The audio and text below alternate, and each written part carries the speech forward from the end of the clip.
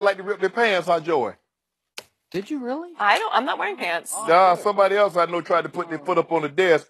Somebody's trying to change the subject, right? Somebody's trying to distract the audience from what happened last night in the desert. Hold on. Get it over with. Hold on. Before I go any further, am I lying? Did you almost split your pants? Yes or no?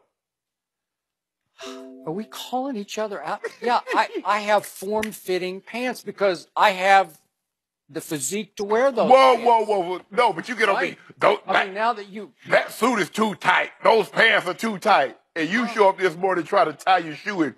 Oh, can you get this for me, Otto? You know what Ernestine always tells me? What? Your butt looks good.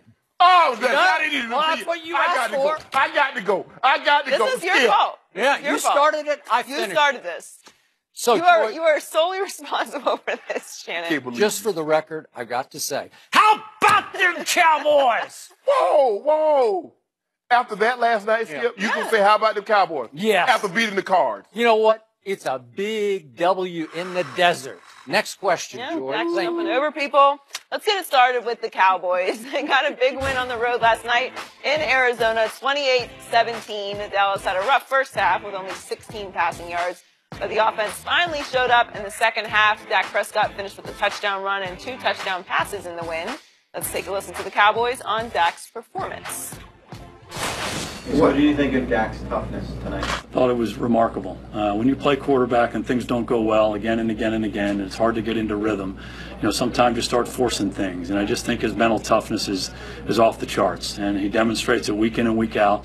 And, throughout that ball game,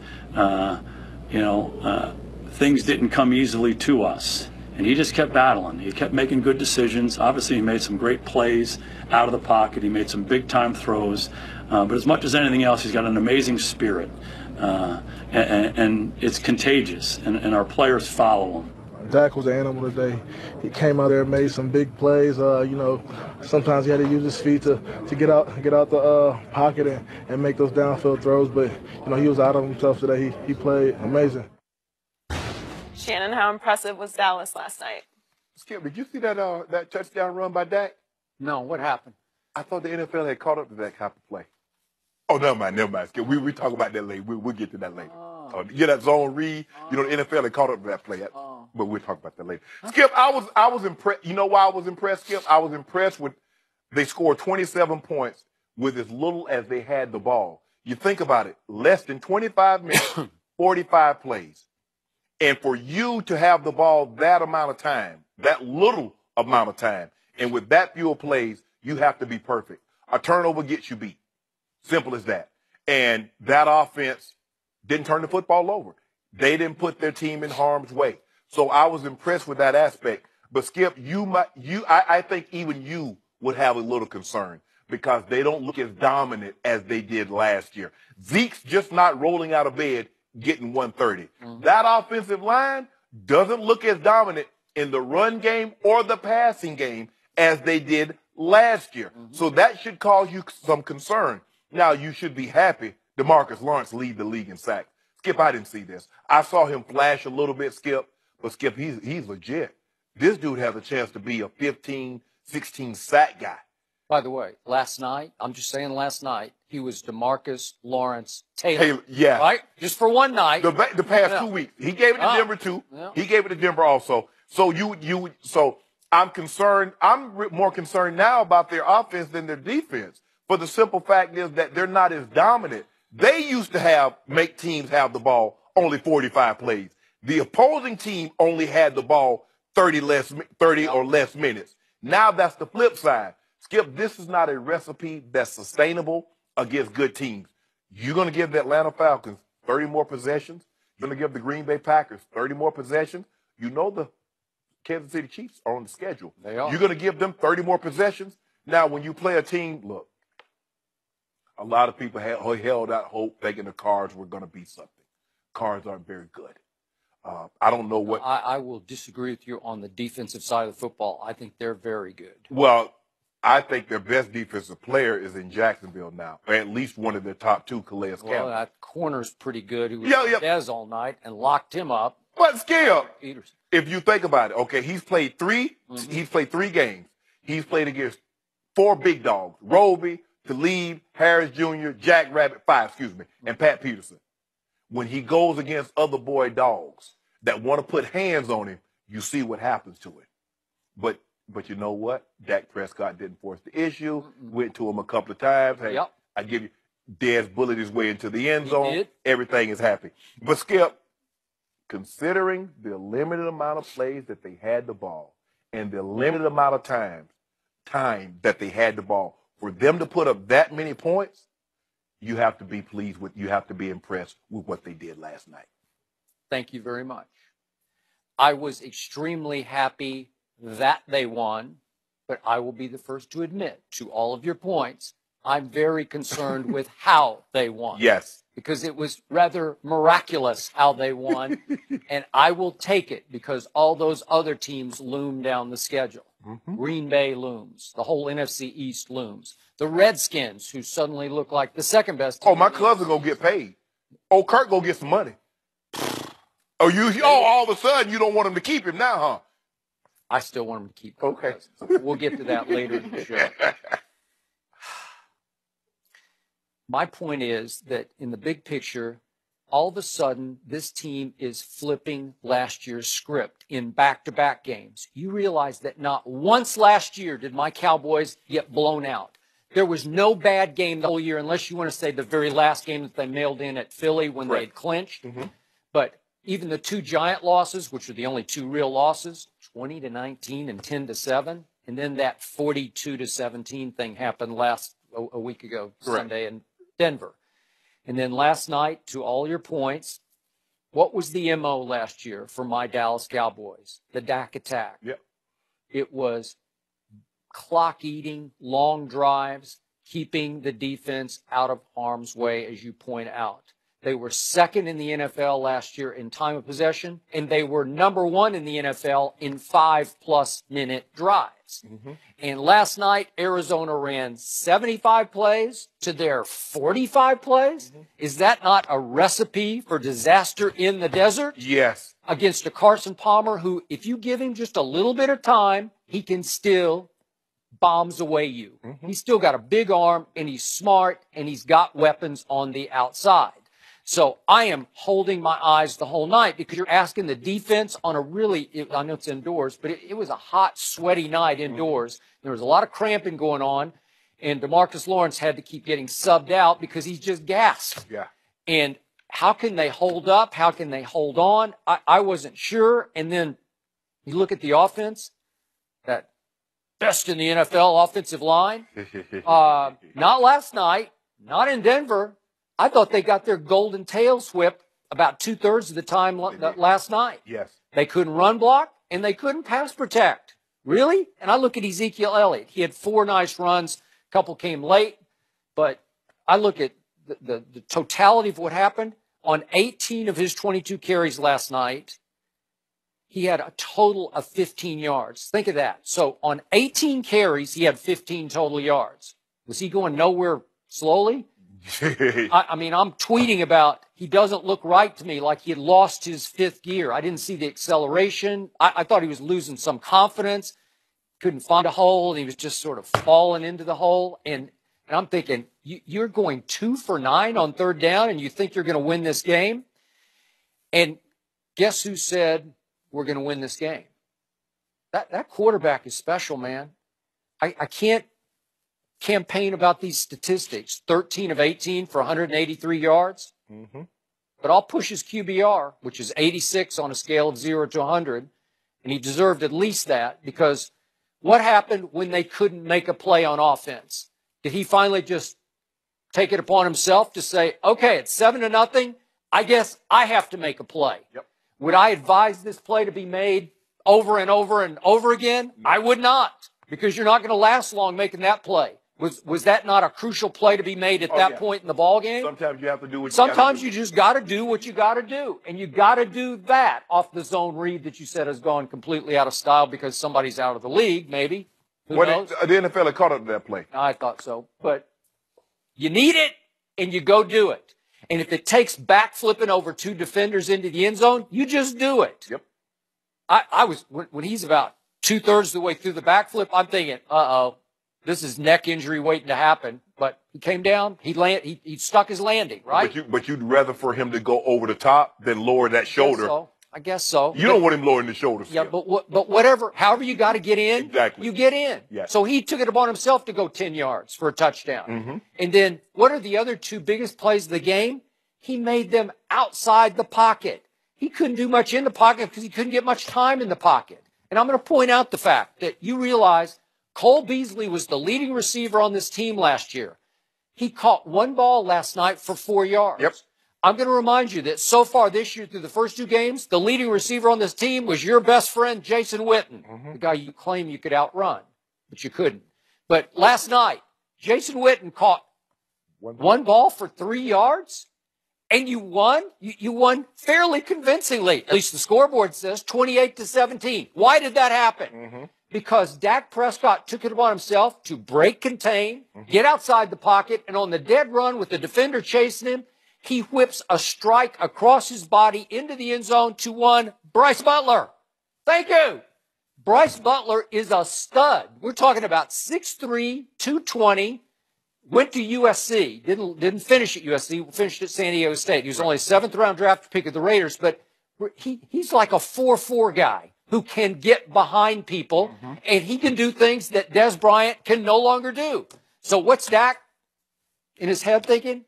Okay, I tried to go to 88 in Denver, and it blew up my face because it cost me 2 interceptions on my resume, and he didn't come up with a jump ball touchdown in the back of the end zone against Bradley Roby that could have at least made it respectable. We could have at least had an onside kick to sort of climb back in the game. And last night he says, I'm going to Bryce Butler.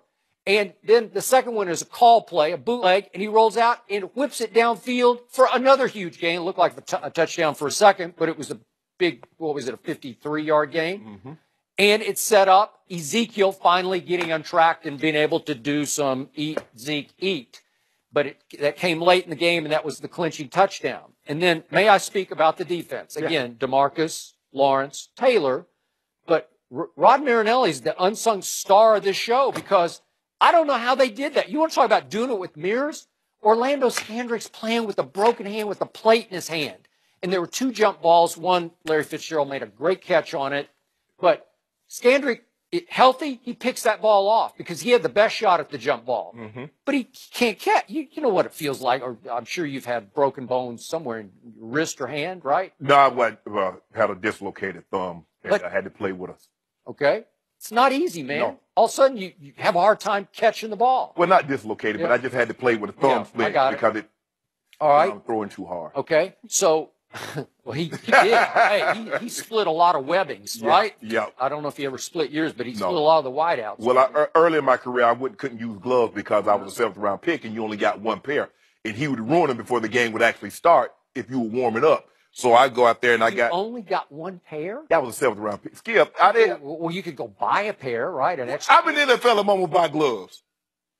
They wouldn't give you a second set of gloves? No. I don't believe that. No. You had to work your way up. You just didn't hand out gloves like. This is the National Football League. Football or something? Yeah. Oh no, okay? Are you confusing the Broncos with Savannah State? No. Savannah State, you bought your own gloves, yeah. And shoes, bought my own shoes too. But that's not here nor there. Skip, stop trying to put down Savannah State. I love Savannah State. So just remember, last night the Cowboys were without a starting corner. I'm not saying he's great, but he had 54 starts in Philadelphia named Nolan Carroll.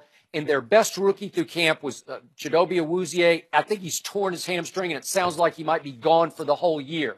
So they throw 2 other rookies into the fire. Jordan Lewis, who I love. I told you that he should have been a late 1st-round pick. He was a 3rd-round pick. And did he not stand up under fire last night? And then Xavier Woods, the other kid that they drafted as a safety, he got thrown in as a nickel sort of safety because they were only rushing 3 much of the night.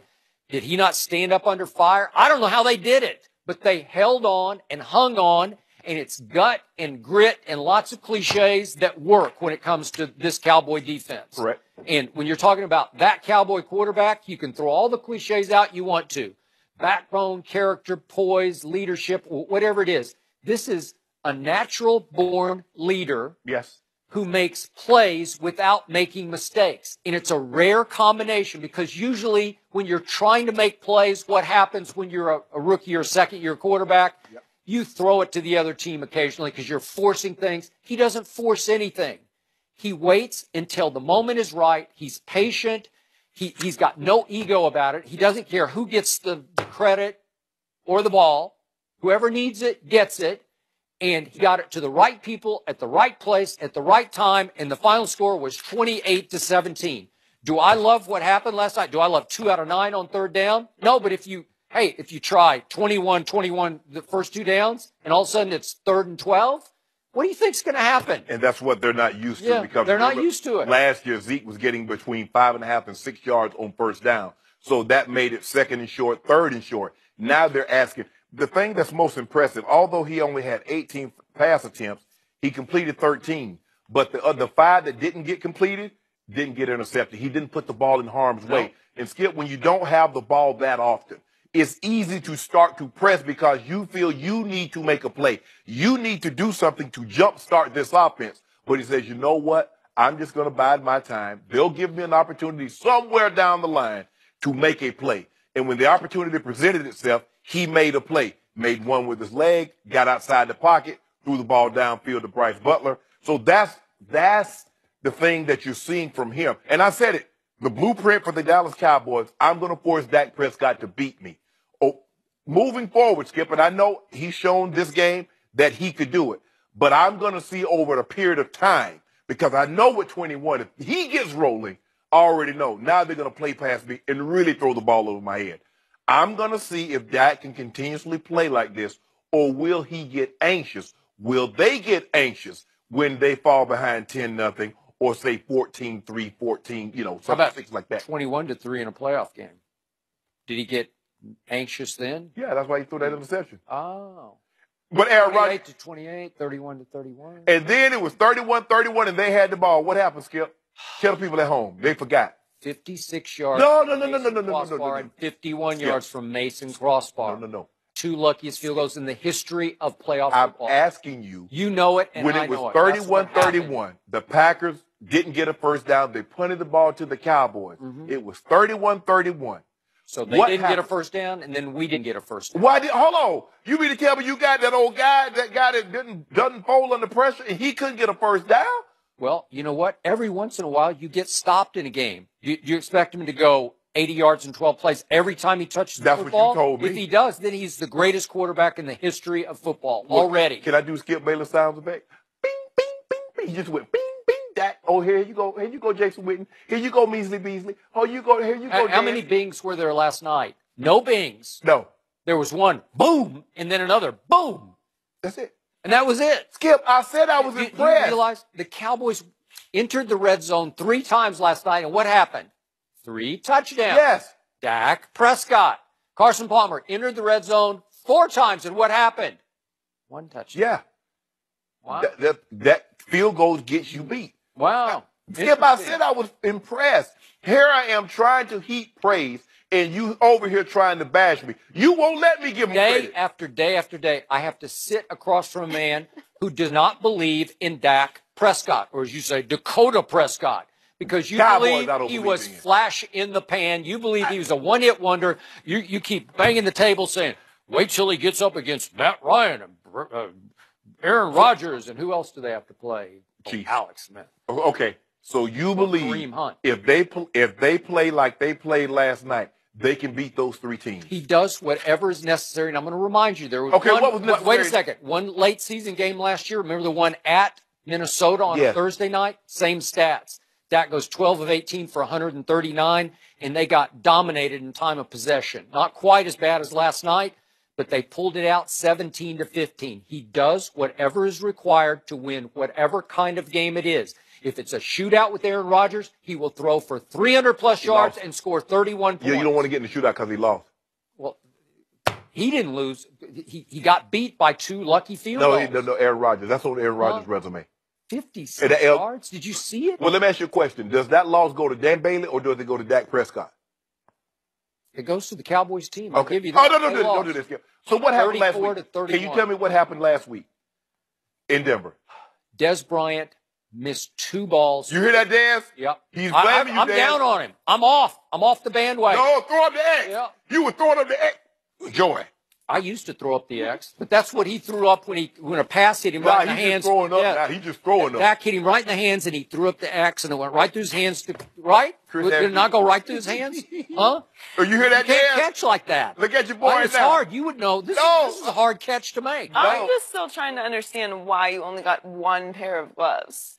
Because it was like budgeting on. Yes, equipment? it wasn't like it's not like it is now, Joy. Joy, I mean, it's like. But you played in the 1920s? I played in the 1990s. How old are you? And they weren't giving out no. Oh yeah, you ripped your gloves and warm up. Okay, here's another pair, Sharp. No, It's grumpy old man talk. It's I walk 5 miles to school in the snow barefoot. What you're saying is insane. well, what I'm saying is true. Well, okay, I believe you. I'm just saying it's a lot to absorb. It's the National Football League. They couldn't give you an extra pair of gloves? An extra for a 7th rounder? What, you have the boat motor in the hot tub too? Why didn't you just stop by the sporting goods store? Why I gotta do that if I played in the It NFL? costs like $4.98, right? You make it seem like I was making hundreds of thousands. I was making enough. 63 grand. That worked in that time? That was in 1978? That was in 1990. Oh. I had to get an apartment. I had to get a vehicle. My brother had to I bet co-sign. you got a big vehicle. No, I had a four-door Blazer. I ain't have no money, bread like that, Skip. Was LeBron disrespectful to Kyrie yesterday? We'll discuss that next. Not enough.